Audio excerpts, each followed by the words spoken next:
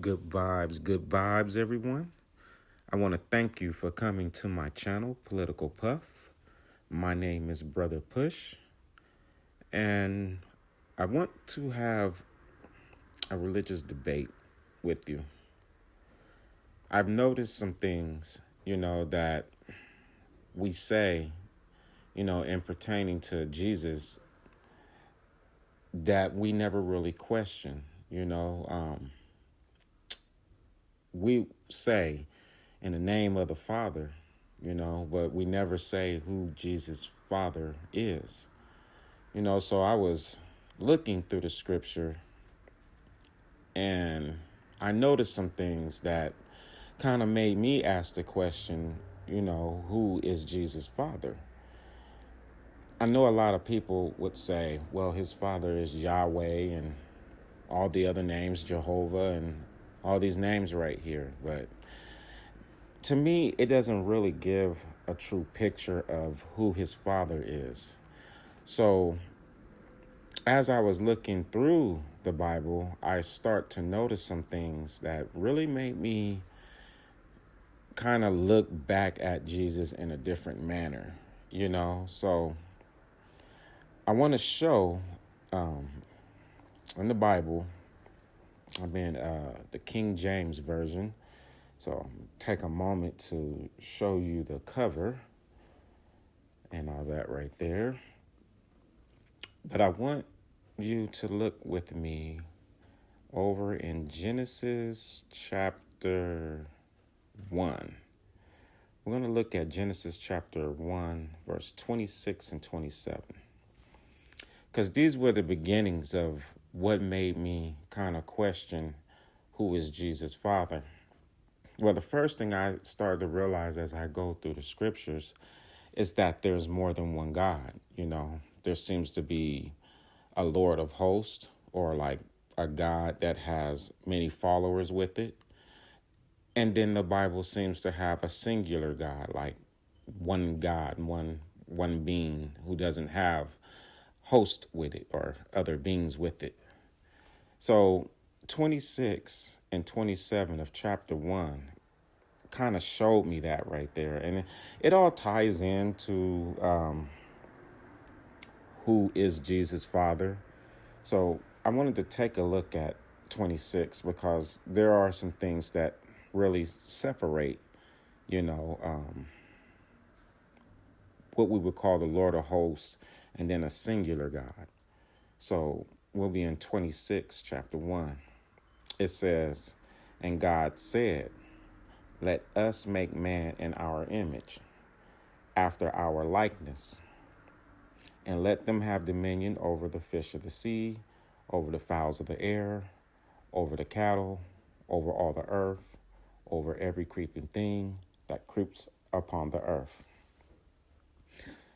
When I looked at that, I had to go back and I started at the beginning of 26. And it says, "And God said, let us make man in our image."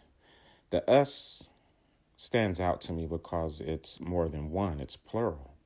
So let us make man in our image, and then the second part that got me was whatever this God was wanted to make a man in a group of people's images. So let us make man in our image, so that kind of stood out to me that there were multiple using the word us, and there was a desire to make a man in its own image. And I will show why I kind of nitpick with let us make a man. Like, their desire was to make a man, and they offered, the sea and dominion and all those things. But when you look at 27 of Genesis, chapter 1, it says, "So God created man in his own image. In the image of God created he him. Male and female created he them." See, that's different. It's saying, so God created man in his own image. That's singular. And it says it created man in its own image. And then it says it made male and female. reason why I nitpick with that is because when you look at chapter 1, verse 26, it only has a desire to make man in its own image. Let us make man in our image. In 27, it speaks more like, so God created man in his own image, and then it's saying male and female created he them. Like you cannot you cannot exist, if you don't have the mate with you. So that word male and female really sticks out. When I look at those two together, they are separate to me. When I look at verse 26, chapter 1, verse 26, and them wanting to make a man in their own image, it gives me the takeaway of Adam. Adam was a single man created, and from him, a woman was made, so Adam birthed Eve, and he married basically his daughter. So when I'm looking at 27, it's not calling the man's mate a woman. It's calling the man's mate a female. When I look over at Adam, I see a creation of a single man. And then from that man, his mate is being born from him. So like Adam is birthing Eve, which makes her a woman. To me, that is two different creations. That's what I feel like I'm looking at. I'm looking at two creations because chapter 1, verse 27, he has made man in his own image and he's made female also. In chapter 1, verse 26, it said, let us make man in our image. And it has no mention of a mate for that man until you get to Adam. So I start to believe that the gods of 26, let us make man in our image, they are the makers of Adam. I'm making this differential because the Bible is showing that there's multiple gods, but we need to understand where those multiple gods are coming from. So when we look at verse 27, chapter 1, so God created man in his own image. In the image of God created he him, male and female, he created he them. So you have your male and female being created right on the spot. And then it's telling them, and God, in 28, verse 28, and God blessed them, and God said unto them, be fruitful, multiply, and replenish the earth. There's a small little indentation of a T there. I'm going to try to see that right there. And that is connected to the definition below, fill. Multiply and fill the earth. So he's telling the male and female to fill the earth. The gods that are in chapter 1, verse 26 only have a man. He hasn't had a mate yet. And what I start to realize is that Adam and Eve aren't the first people in the world. I start to realize that, like there's two creations going on, inside of this. So when I'm trying to figure out who is Jesus' father, you have to understand that I'm starting from Genesis chapter 1:26 and Genesis chapter 1:27, because these are the two separate gods, one that is many and one that is singular. So this is where I have to start when we're trying to find, who is Jesus' father. So, excuse my dog. We're going to now go ahead and look down a little further, because I'm also going to show proof that Adam and Eve are not the only people in the world, and that they were a second creation, like the God of chapter 1:27, the singular, made male and female, created everything first, and then something's coming behind him and making its own being, which would be Adam. And then from Adam, the mate of Adam is made, which would be Eve. So we're going to I'm going to prove that part right there to you. But I wanted to go down a little bit to make a bigger differential between the God of 27 and the gods, more than one, of 26, chapter 126. So something that is interesting that it said at chapter 129, Genesis. It said, and God said, behold, I have given you every herb bearing seed, which is upon the face of the earth, and every tree, in the which is the fruit of a tree, yielding seed. To you it shall be for meat. And then there's this small indentation between for and meat. There's a T there. It's a definition. It means food. To you it shall be for food. So the fruit of the tree for man is supposed to be, the fruit. That is our food. That is the meat that was required by this singular God, or this is his commandment. And then it says in 30, and to every beast of the earth, and to every fowl of the air, and to everything that creepeth upon the earth, which there is life. And then there's a small T right there. I want y'all to see that. And it means breath, which there is breath. I have given every green herb for meat. It's telling the animals that it has to eat the fruit of the tree. Man has to eat the fruit of the tree. The animal has to eat the fruit of the tree. This is important to me because this starts to separate this God, this single God, from the multi-God, because the single God has you eating the fruit of the tree. It has the animals eating the fruit of the tree. What happens when both are eating the fruit of the tree is there's no conflict between the beings inside of the earth. Man isn't trying to kill the animal. The animal isn't trying to kill each other. Man isn't trying to kill man for any food. This is what separates, say, Adam's line, from what the Most High had originally said. In chapter 1, verse 27, Genesis, he's telling man to eat the fruit of the tree and the animal to eat the fruit of the tree. This is the covenant that is given by this one God right here. Chapter 1, verse 27.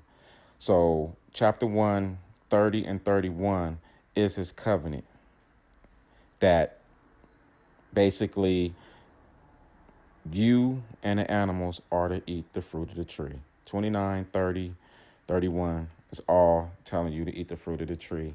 He's saying that because he doesn't want mankind to fight or kill. There was supposed to be no killing in the world.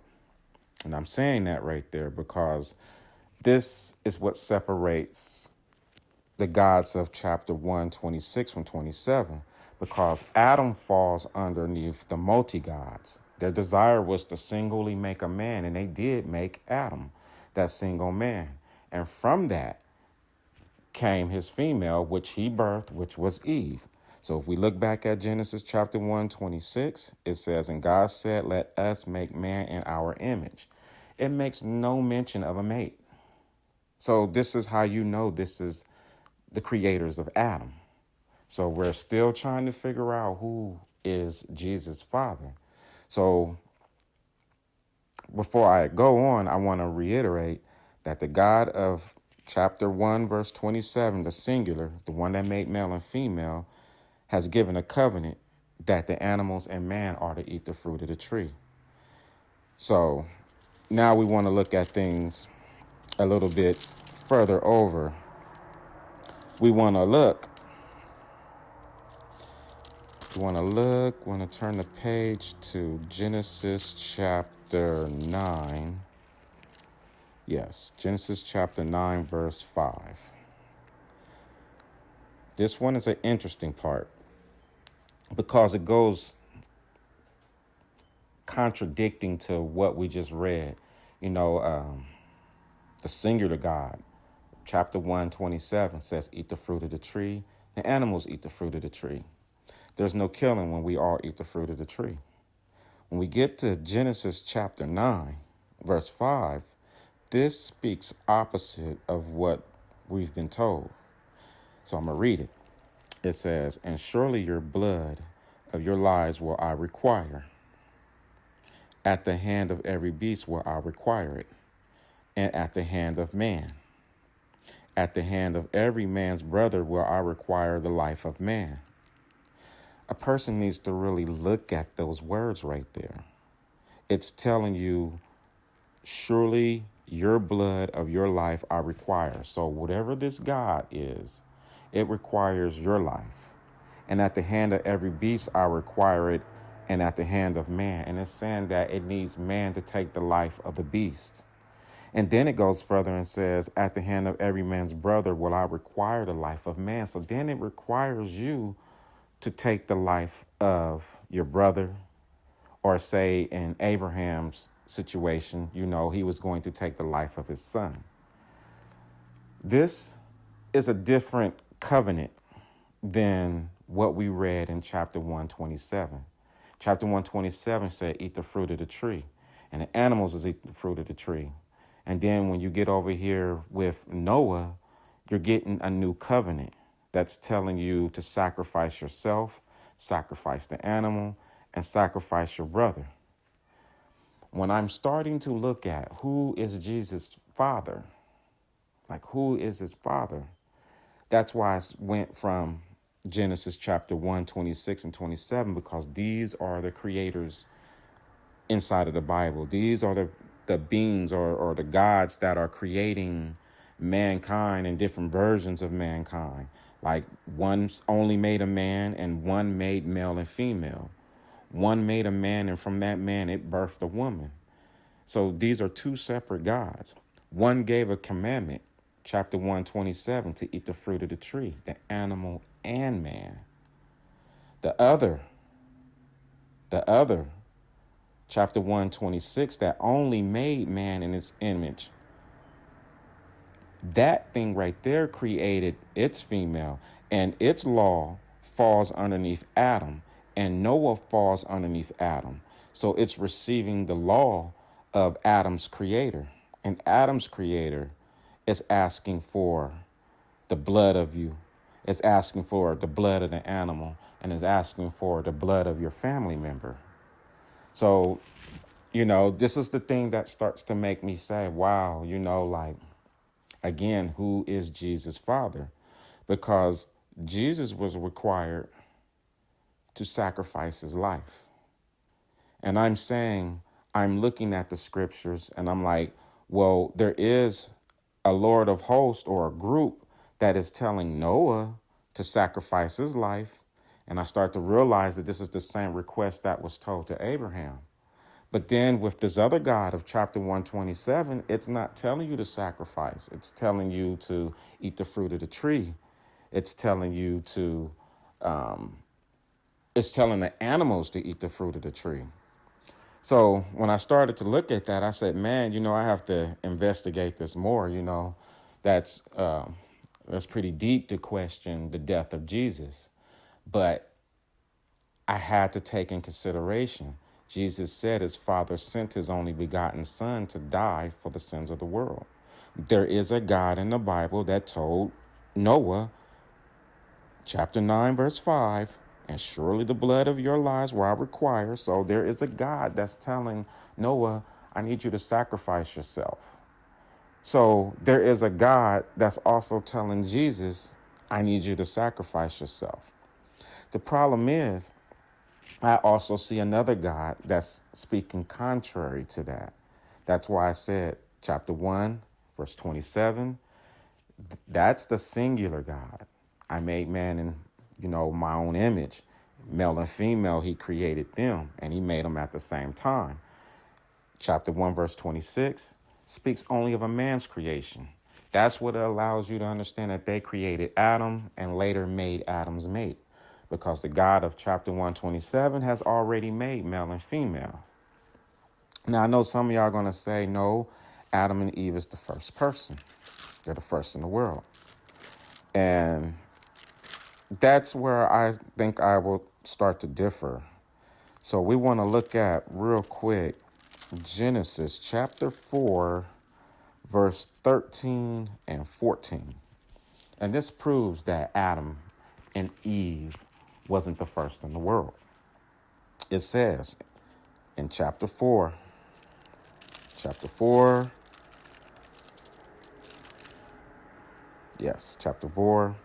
see verse 13 and 14. So it says, and Cain said unto the Lord, my punishment is greater than I can bear. It says, behold, thou hast driven me out this day from the face of the earth, and from thy face shall I be hid. Then it says, I shall be a fugitive and a vagabond in the earth. We have to really look at that. And I shall be a fugitive and a vagabond in the earth. In order to be a fugitive, someone has to be looking for you. We got to understand that. In order to be a fugitive, someone's looking for you. But we go further and it says, and it shall come to pass that everyone that finds me shall slay me. So Cain is literally telling you there's other people in the world. They're not the first. Like I said, the Most High, chapter 127, that made male and female, he made both of them at the same time and gave them the order to eat the fruit of the tree. The animals are to eat the fruit of the tree. You have another creation happening in chapter 126 where they make a man only. And from there they made its mate.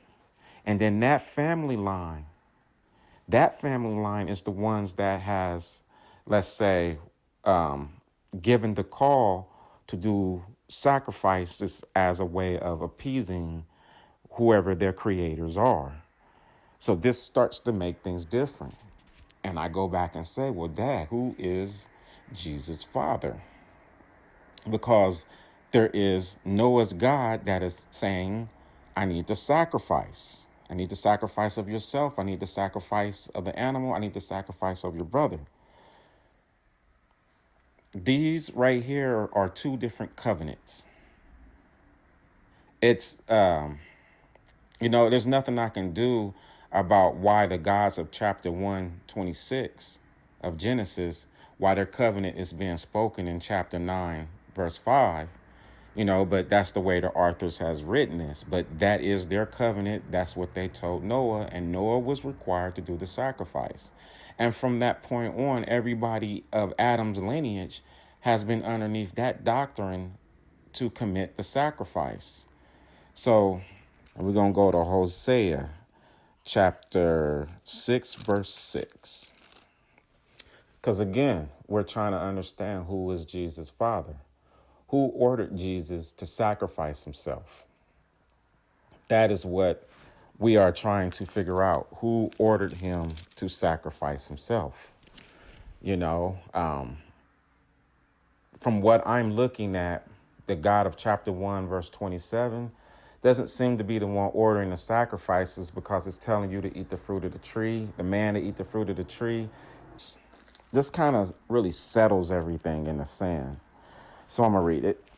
It says, for I desire mercy and not sacrifice. This is chapter 6, verse 6. For I desire mercy and not sacrifice. And then it says, and the knowledge of God more than burnt offerings. Okay, if it's telling you that it doesn't require sacrifice, and if it's telling you that it requires the knowledge of God more than burnt offerings, then what is telling you in Leviticus to do the burnt offerings? What is telling Noah to sacrifice the animal, sacrifice himself, and sacrifice his brother? In Hosea chapter 6, verse 6, it's clear, for I desire mercy and not sacrifice.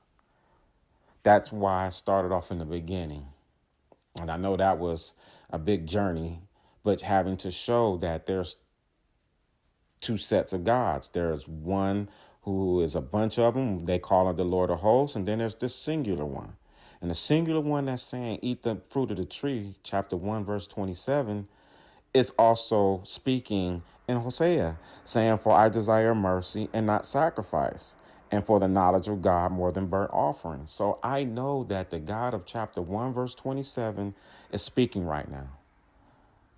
It's saying that it has not required any sacrifice. So then what is telling Jesus to sacrifice himself? because the single creator, the one that I believe in, has not ordered the sacrifice. But to nail this in the coffin harder, we'll look at Hosea chapter 6, verse 7, right underneath. This is the telling. It says right here, but they, like men, when you look right here in my book, in my King James book, it has a little T that sits between they and like. It says, but they, like, and then that little T, if you look down, it says like Adam. But they, like Adam, men, has transgressed against the covenant. There's a T right there between the and the covenant. And you look at the definition below, agreement. Let's read that again right there. It says, but they, like Adam, men, has transgressed against the covenant, against the agreement. There have they dealt treacherously against me. It's saying that the line of Adam broke the covenant. Let's read it again. But they, that T, connect the definition, like Adam, men, has transgressed against the covenant or agreement. Adam transgressed against the single God's agreement. One would say, well, how? When Cain killed Abel, that was the first transgression of man being killed. But Adam's family had been transgressing long before, because we're not thinking about this. Like Cain, I believe, was in charge of livestock. Abel was in charge of, let's say vegetation. If you're in charge of livestock, that means you was probably killing the livestock. So they were already breaking the covenant. The Most High in chapter 1, verse 27 said man was supposed to eat the fruit of the tree, and the animal was supposed to eat the fruit of the tree. The single Most High never ordered the sacrifice of anybody. That's why we're in Hosea chapter 6, verse 6. Read it again. It says, for I desire mercy and not sacrifice. What God told Noah to sacrifice himself, sacrifice the animal and sacrifice his brother. What God told Abraham to sacrifice his kid, and what God told Jesus to sacrifice himself. Because in the book, they're showing that there is a God inside of there that's like, I didn't order the sacrifice. And then there's another group that is ordering the sacrifice. This is the reason why we had to go all the way to Genesis and look at 26 to learn that there is a group of gods. Let us make man in our image. That desire was only to make a man. And then later they made a woman. And then in chapter 1, verse 27, you have, I made man in my own image. Male and female, I created them. So this God made male and female at the same time. They were able to procreate right away. Adam was not able to procreate. They had to impregnate him and make him have a baby. So when it all boils down, I come to this point. I don't know if I can follow Jesus, because his father is the God of sacrifice. He is being told, I've sent my only begotten son to die for man's sin. The Most High, the single one, chapter 1, verse 27, Genesis, has not ordered the death of anyone. This is the reason why we're in Hosea chapter 6, verse 6. For I desire mercy and not sacrifice, and the knowledge of God more than burnt offerings. Well, that line right there has crushed what is going on in Leviticus. It's showing that Leviticus was an act that should not have happened. The sacrifices and the burnt offerings there should not have happened. The single Most High did not call that order. This is where we're sitting at. And I'm finding Jesus underneath the multi-God, the one that told Noah to sacrifice himself, the one that told Abraham to sacrifice himself. And Jesus is being told to sacrifice himself. I don't follow the God of Jesus. I don't know his name, but I know that Jesus' Father is the God of sacrifice, because it's requiring his own son to sacrifice himself. There is another God in the Bible that is saying I did not require the sacrifice. This confusion right here, I have to battle this because no minister is going to sit and do this type of work right here. But as it stands, I think Jesus' Father is the Lord of hosts. I have to look at it like that. His Father is not the single one creator. I believe in a single one creator, life source spark. Like all souls come from this one life source spark. I'm saying that creator is not Jesus' Father by scripture tone, because that creator has not ordered man to sacrifice. Chapter 6, verse 6 of Hosea proves that. And then he goes in and says in verse 7 of Hosea, but they, like Adam, men has transgressed against the covenant or agreement. Jesus is in the line of Adam. He is Adam's family member. And Adam's family has broken the covenant. He's saying in Hosea, I did not order the sacrifice. For I desire mercy and not sacrifice. He did not order it. So whoever Jesus' Father is not the single one creator. This is the thing that makes me go against Jesus, because I feel like Jesus, the law that surrounds him, breaks the covenant of the one creator. And the one creator has said this in chapter 6, verse 7 of Hosea. They like men, they like Adam, men has transgressed against the covenant. There they have dealt treacherously against me. There you go. All day. There was no request from the single creator for sacrifice. Jesus is following the God of Noah, which requires sacrifice. He's following the God of Leviticus, which requires sacrifice, burnt offerings. He's following the God of Abraham. And now Jesus himself has been martyred, and the whole world is following Jesus, thinking that the single one creator ordered the death of Jesus. And I'm saying, no, he didn't. That's what I'm saying. Jesus' Father is the multi-God. I believe in one single source. I do not follow, if you want to call it, the fallen angels, because that's what it's coming out to look like. That's who Jesus' Father is, His family is those that fell. It's not the single one that made all things. I know that this was tough to hear, and I try to use the Bible to show, where I'm finding all my information from, I didn't veer outside of this book. I didn't make things up as we go. This is facts. All of this is facts, and it's hard facts, for a diehard Christian, because you've been raised, but you haven't been raised to investigate. You've been raised to simply believe and don't ask no questions, You've been raised to do blind faith. I can't live in that manner like that. I have to know what I'm putting my faith in. And when I start to investigate Jesus' Father, whom they never say his name, I start to realize that the request that was told of Jesus to sacrifice himself, the one true creator, chapter 1, verse 27, did not order that sacrifice.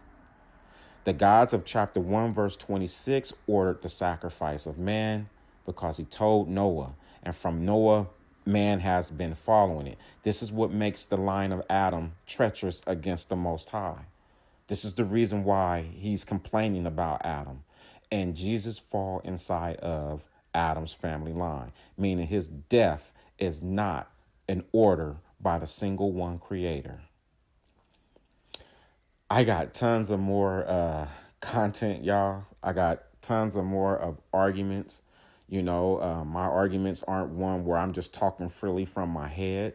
I show where the problem is inside of the book so we can all be on the same page, because, there's too many what they call wolf in sheep's clothing. And I'm not that guy. I'm not that wolf right there. If you want to know the truth, I am a disputer. I am disputing that there is a problem with how we are spiritually accepting things that are coming out of the church. You should not be praising anyone who sacrificed himself, because the single one creator has not ordered it. That's what I'm saying in this scripture. So, okay, y'all. Like, subscribe. Yo, this is just a religious debate. I'm giving you what I found. You know, speak it in the comments, man. Let me know what you think. Have you noticed this right here? I'm not trying to create war or fight with anybody, but we got to talk about this. So I want everybody to have a good day. And, let's keep reading to show ourselves approved. Thank you.